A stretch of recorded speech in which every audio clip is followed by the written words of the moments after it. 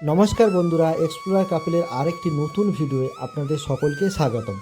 আজ আমি এই ভিডিওর মাধ্যমে আপনাদেরকে নিয়ে যাব কলকাতার বিখ্যাত গঙ্গা আরতি, কলকাতার বাবুঘাটের যে গঙ্গা আরতি, সেই গঙ্গা আরতি দর্শনে। ভিডিওর শুরুতেই আপনাদের জানিয়ে রাখি, এই ভিডিওয়ে আপনারা কী কী জানতে পারবেন। গঙ্গা আরতির সময় প্রতিদিন হয় কি না, বাস, ট্রেন অথবা নিজস্ব গাড়িতে আসলে কিভাবে আসবেন, গাড়ি পার্কিংয়ের ব্যবস্থা আছে কি না, সেই পার্কিং ফ্রি না পেড, কত করেই বা পার্কিংয়ের রেট, অথবা এই গঙ্গা আরতি দেখার জন্য তার জন্য কোনো ফিস দিতে হয় কি না, এবং এখানে কোনো ভোগ খাওয়ার ব্যবস্থা আছে কি না। সেই সঙ্গে আরও একটা অ্যাড অন আমি জানাবো আপনাদেরকে, এখানে গঙ্গা আরতি দেখার জন্য ক্রুজ সার্ভিস অ্যাভেলেবেল। তো সেই সার্ভিস নেওয়ার জন্য কখন শুরু হয় এবং কখন শেষ হয়। তো চলুন দেখতে থাকুন ভিডিওটা। আশা করছি আপনাদের খুব ভালো লাগবে, ভিডিওটা স্কিপ না করে, তাই অনুরোধ রইল শেষ পর্যন্ত দেখা। বাবুঘাটের এই গঙ্গা আরতি অনুষ্ঠিত হয় হুগলি নদীর তীরে মা গঙ্গাকে উৎসর্গ করে, আর এটি কলকাতা হাইকোর্ট অথবা মিলেনিয়াম পার্কের খুবই কাছে চাঁদপালা ঘাটের একদম নিকটবর্তী স্থানে অনুষ্ঠিত হয়। এই আরতি বারাণসীতে যে গঙ্গা আরতি হয় তারই আদতে করা হয়, এবং খুব অল্প সময়ের মধ্যেই এই কলকাতার গঙ্গা আরতি খুবই পপুলার হয়ে পড়েছে।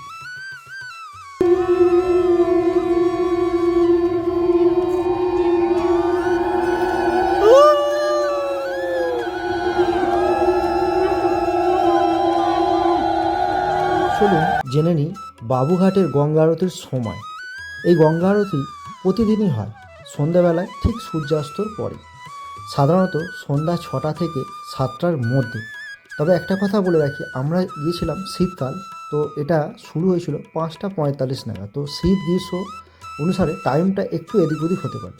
সবথেকে বেস্ট হয় যদি আপনারা 30 থেকে 40 মিনিট আগে বাবুঘাট এই গঙ্গা আরতির স্থানে পৌঁছে যান। আর একটা খুবই ভালো খবর, বাবুঘাটের এই গঙ্গা আরতি দেখার জন্য আপনাদেরকে কোনো প্রবেশ মূল্য দিতে হবে না। এটা সম্পূর্ণ বিনামূল্যে, কোনো টিকিট লাগে না, কোনো প্রবেশ মূল্যই লাগে না। শুধু আপনারা ভক্তি ভরে হর হর মহাদেব, জয় মাতা গঙ্গাজি, জয় মা গঙ্গা বলেই আসলেই হবে। গঙ্গার এই আরতিটা একটা বিশেষ আকর্ষণ হচ্ছে, এখানে যে পণ্ডিতরা আরতি করে তারা প্রত্যেকে একই ড্রেস পরে থাকে, এবং সকলে একই ছন্দে একই তালে, সেটা শঙ্খ নিয়েই হোক, ঘণ্টা, ধূপ, প্রদীপ, অথবা মা গঙ্গার যে বৈদ্যুতিক মন্ত্র, সেই মন্ত্রোচ্চারণের সঙ্গে একই তালে একটা খুব সুন্দর ছন্দে ওনারা এই গঙ্গা আরতি করে চলে। স্থানটা না দেখলে বা না ওখানে বসলে ফিল করতেই পারবেন না এটা কত সুন্দর একটা পবিত্র এবং শান্ত এবং আধ্যাত্মিক পরিবেশে পরিণত হয়।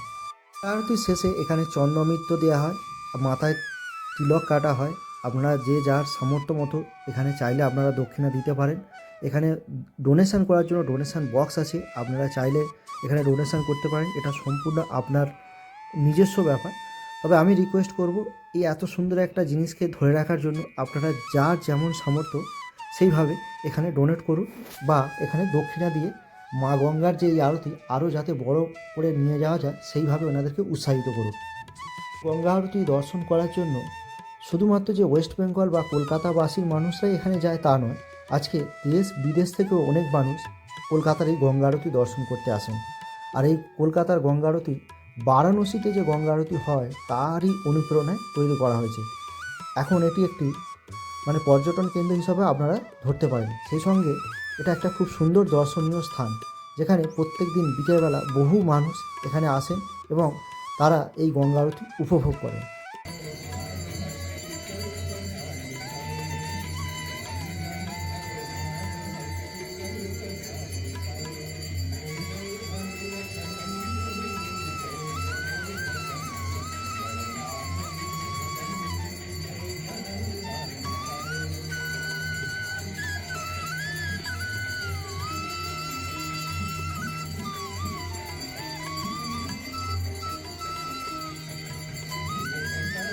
এবার চলুন জেনে নিই এখানে আসবেন কীভাবে।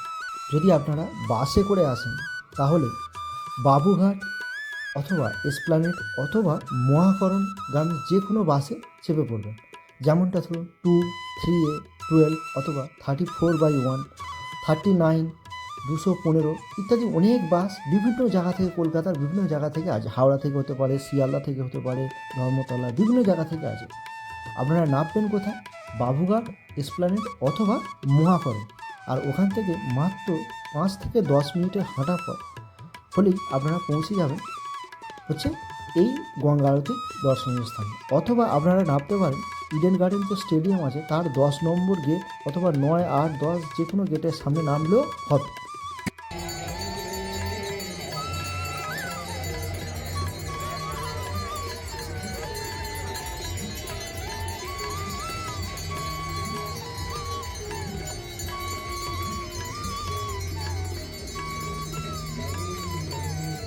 এবার চলুন জেনে নিই আপনারা যদি ট্রেন অথবা মেট্রোয় করে আসেন তাহলে কীভাবে আসবেন।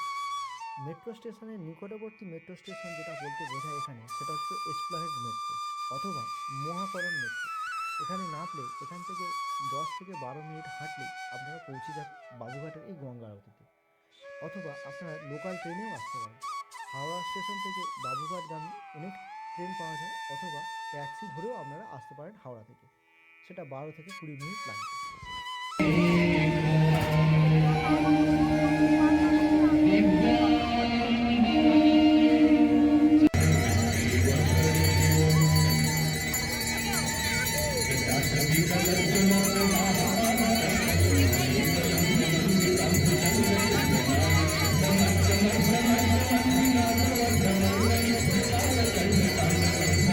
চাইলে আপনারা নিজস্ব পার্সোনাল গাড়ি নিয়েও আসতে পারেন, তবে গাড়ি নিয়ে আসলে বাবুঘাট যে স্ট্যান্ড রোড আছে সেই স্ট্যান্ড রোড ধরে আপনাদের আসতে হবে। পার্কিংয়ের সুব্যবস্থা আছে রাস্তার ধারে, তবে কিন্তু খুব লিমিটেড পার্কিং।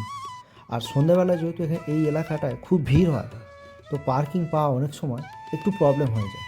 তো আমার সাজেশান থাকবে আপনারা চেষ্টা করবেন পাবলিক ট্রান্সপোর্টে এখানে আসার, অথবা মেট্রো করে আসার। মেট্রো করে হচ্ছে সবথেকে ভালো যদি আপনারা মহাকরণ অথবা এসপ্ল্যানেডে নেমে পড়েন। ওখান থেকে একদম হাঁটা পথ, এমন কিছু দূরে না।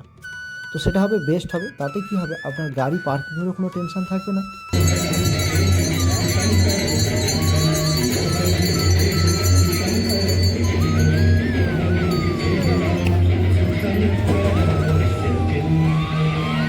এবার চলুন জেনে নিই এখানে কখন আসলে সুবিধে হবে। আমি বলতে চাইছি সপ্তাহের কোন দিনে সুবিধা হবে।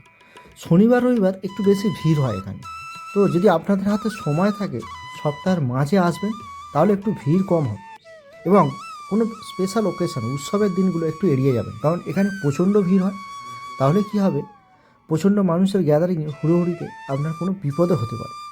আর একটা জিনিস বলে রাখি, এখানে ফটোগ্রাফি ভিডিও করার জন্য খুব ভালো একটা জায়গা। যদি আপনারা চান সূর্যাস্তের যে মুহূর্তটা সেটাও আপনারা আপনাদের ফোনে ক্যাপচার করতে পারেন। আর শীতকালের যে আবহাওয়া সেটাও খুব সুন্দর লাগে।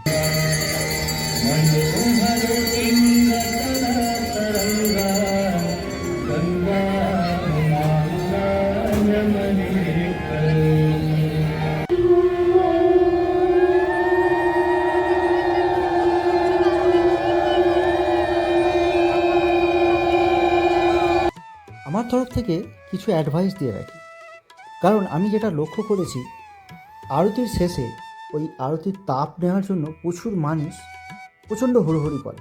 এতে কী হতে পারে, কোনো একটা বিপদ হয়ে যেতে পারে। তা আমি সাজেস্ট করব কেউ ওই তাপ নেওয়ার জন্য হুড়োহুড়ি করবেন না, ধৈর্য রাখবেন। যদি সঙ্গে বাচ্চা নিয়ে যান অথবা বয়স্ক মানুষ যান তাহলে খুবই সাবধানে ওই তাপ নেওয়ার চেষ্টা করবেন, কারণ ওটা একটু ঢালু জায়গা, তো একটু এদিক ওদিক হলে আপনারা পা পিছলে পড়ে যেতে পারেন। আর চেষ্টা করবেন সময়ের আগে পৌঁছে যাওয়া, তাহলে কি হবে, ওখানে চেয়ারে বসার বন্দোবস্ত আছে। আর চেয়ারের জন্য আপনাদের কোনো চার্জ দিতে হবে না। যে যখন মানুষ আগে আসবে তাদের জন্য চেয়ার বরাদ্দ আছে, তো লিমিটেড চেয়ার, সেই জন্য যাই আগে আসবে সেই একমাত্র পাবে। আর জুতো, প্লাস্টিক, চপ্পল খুব সাবধানে রাখবেন। আর একটা সাজেশন হচ্ছে নদীতে বা এই গঙ্গায় কোনো প্লাস্টিক বোতল বা কোনো কিছু ফেলবেন না। ওখানে ডাস্টবিন আছে, চেষ্টা করবেন ডাস্টবিনে আপনাদের যা কিছু ফেলার ফেলবেন।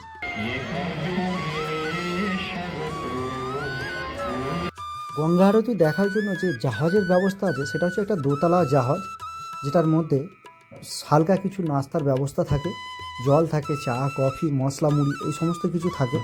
পার হেড টিকিট লাগে হচ্ছে 150 টাকা। এই জাহাজটার মধ্যে হালকা কিছু গান বাজনারও ব্যবস্থা থাকে। আর এটি হচ্ছে আপনাদেরকে গঙ্গা থেকে গঙ্গা আরতি তো দেখাবে, সেই সঙ্গে মিলেনিয়াম পার্ক, হাওড়া, বেলুড় এই আশপাশের অঞ্চলগুলো ঘুরে দেখাবে। টোটাল 2 ঘন্টা মতো সময় নেয়। ভিডিওটা কেমন লাগলো অবশ্যই কমেন্ট করে জানাবেন। আর যদি ভিডিওটা ভালো লাগে তাহলে অবশ্যই একটা লাইক করে দেবেন আর আমাদের পাশে থাকার জন্য চ্যানেলটাকে সাবস্ক্রাইব করে নেবেন। এক্সপ্লোরার কাপলের সঙ্গে থাকুন। আবার দেখা হচ্ছে অন্য একটা নতুন ভিডিওতে। জয় মা গঙ্গা বলে আজকের ভিডিওটা এখানেই শেষ করলাম। বাই।